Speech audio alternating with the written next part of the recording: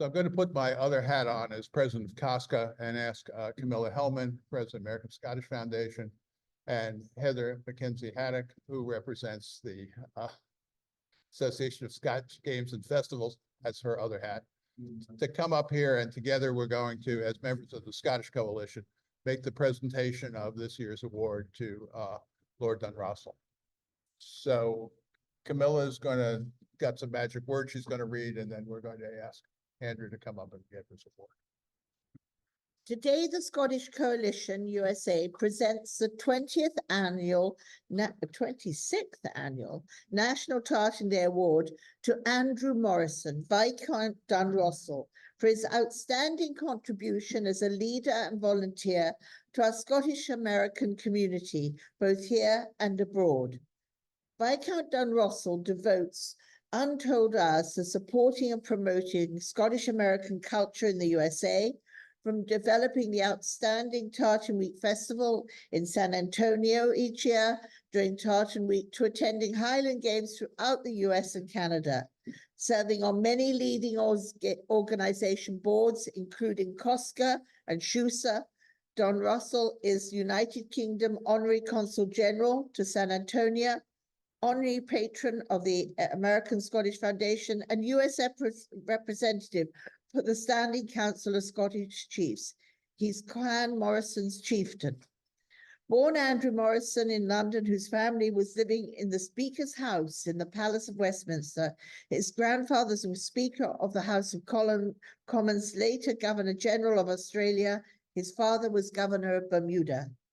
Educated at Eton and at the University of Oxford, he has a BA in Literary Humanities and was employed with Kleinwort Benson before starting Kleinwort Benson North America.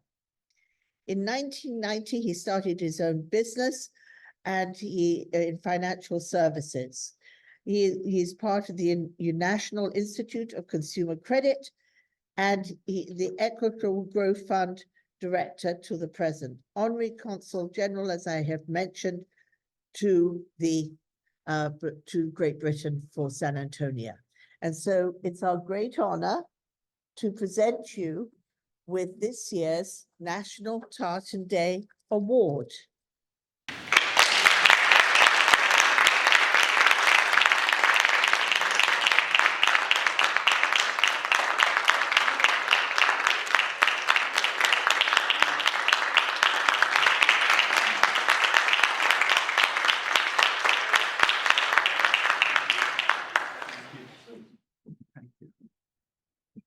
Like say a few words? Where should I do that, on that or this? Over here. No, Not just working. over here. Anyone will. You see, I've got to read chapter 1 through 3.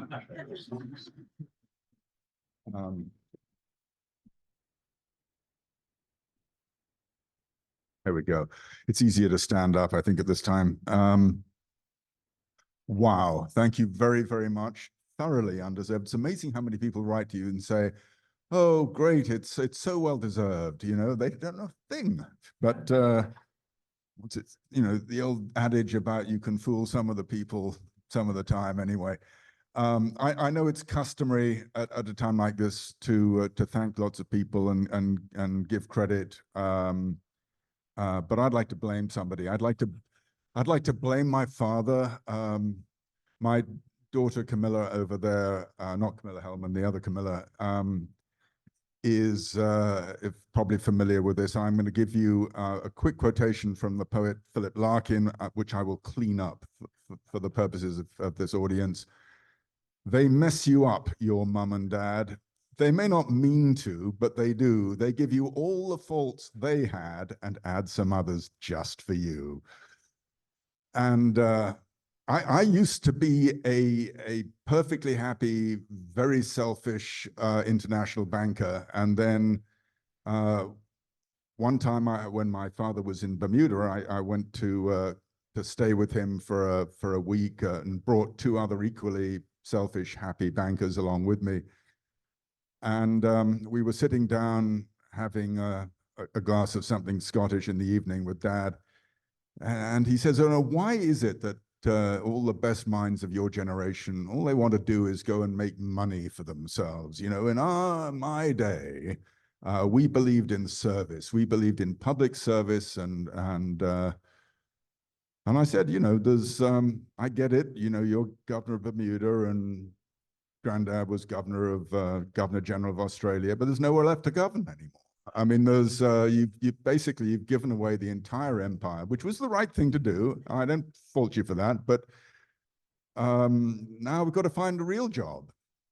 And so that was sort of lodged in the back of my brain that maybe there was something to this service idea, but I still hadn't done anything about it. And then a few years later, you all know the MacLeods have their parliament every 4 years in Dunvegan. They all go over from all over the world. They come to Dunvegan in the Hebrides. And my dad was retired by this time, and he would go to the House of Lords, and he agreed to host a reception for the MacLeods, visiting MacLeods in the House of Lords. And this enormous Texan called Don Mac MacLeod sort of comes up to Dad and says, "Hi, I'm Don Mac MacLeod, and I'm from Texas." And you know, Dad's sitting there thinking, "Yes, I can see that."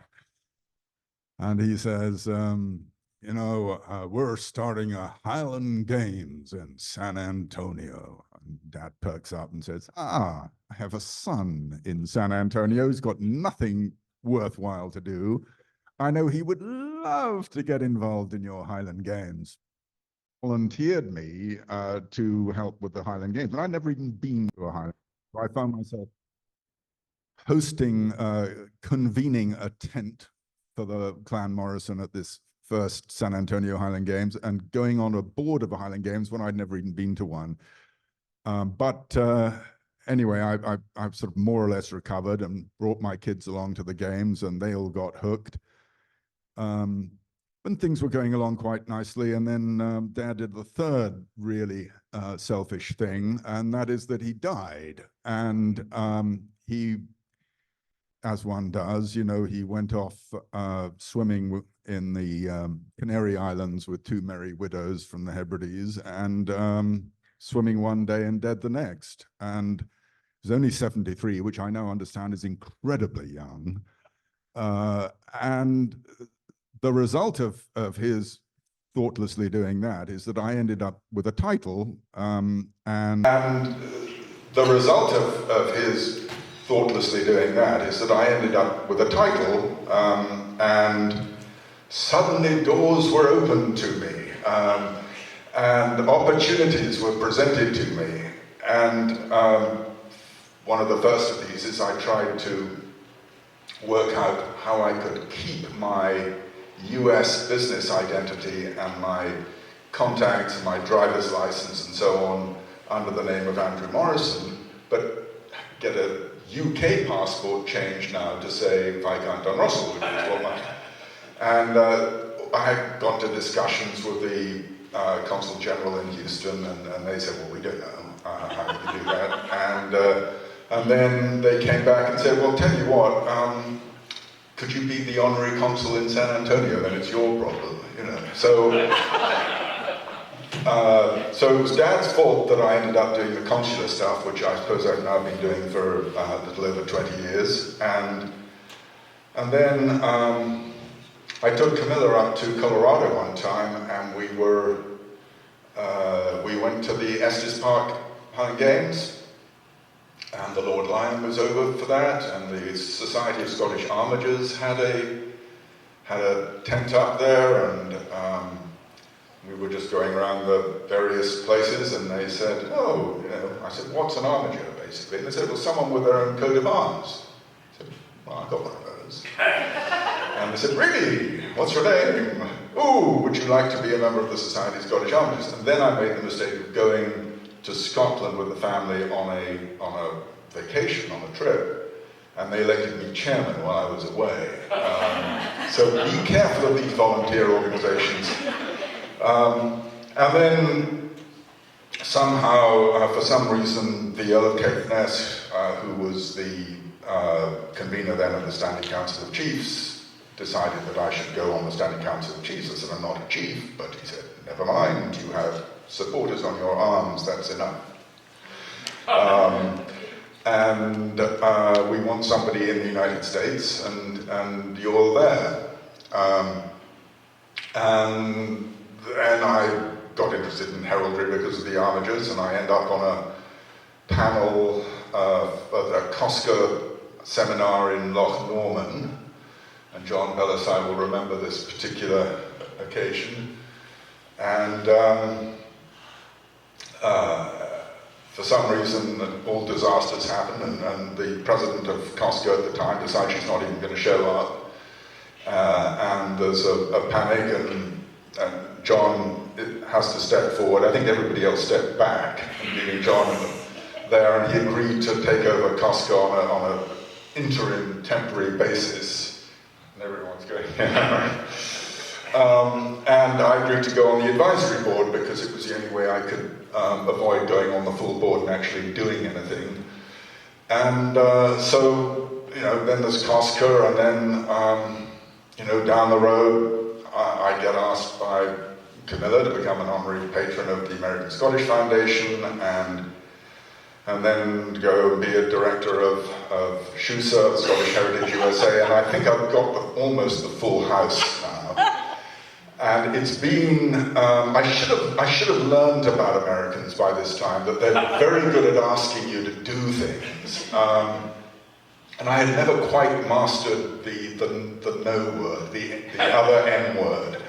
And it's, I'm gonna practice, I'm gonna learn. But I mean, really, I should have learned because I volunteered for the United Way for 15 years in San Antonio, and they were really good at that. I mean, you start on a committee, and then the next thing you know, you're chairman of it, and then and it just goes on. The same with churches. Churches, just stay away from the churches.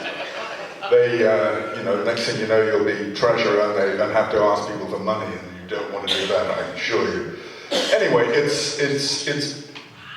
been a very accidental trip up to this point, and the extraordinary thing is it's been incredibly worthwhile. It's been absolutely amazing to be involved, and I have to say Dad was right, and it's really hurtful to say that. But the notorious RBG, the Ruth Bader Ginsburg, had a quotation once. She had lots of excellent quotations, but I think it was something along the lines of, she was addressing lawyers who have no life for the most part. Sorry, Camilla. But it was that a meaningful life is a life lived not for oneself, but for one's community. And that is absolutely right. And back in my business days, there was I went to a conference one time, and companies in this field were concerned about too much employee turnover. People would join, they'd train them, go through all the trouble, and then they'd leave and go off and do something else. And they had an expert sociologist come, and they'd done a survey of all these people. What were employees looking for in a company? What made them stay?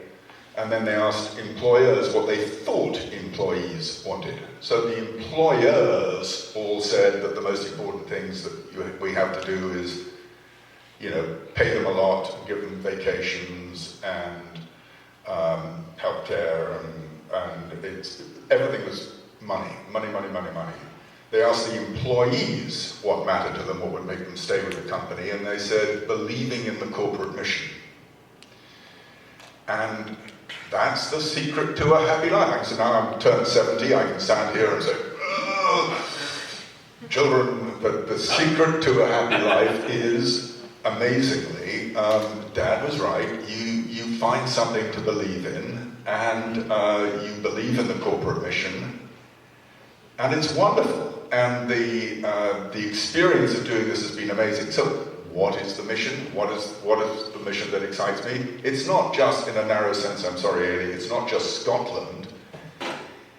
For me, it is about strengthening the ties between Scotland and the diaspora. And that's what I try to do with one foot in the Standing Council and the other foot in all of these different organizations over in this country. And as was very much a theme earlier when John was talking, it's also trying to unite, strengthen the ties between the different organizations in this country. And that's why I value being in different organizations, because the goal is for them not to act like silos, but to actually communicate with each other, share space at a Highland Games with each other, share expenses with each other, and so on. So it's immensely rewarding for me. I can't think of a cause I'd rather be involved with, especially now that I'm retired. I get to do what I like. And the other thing about it is, I know that all of you in this room are the same way.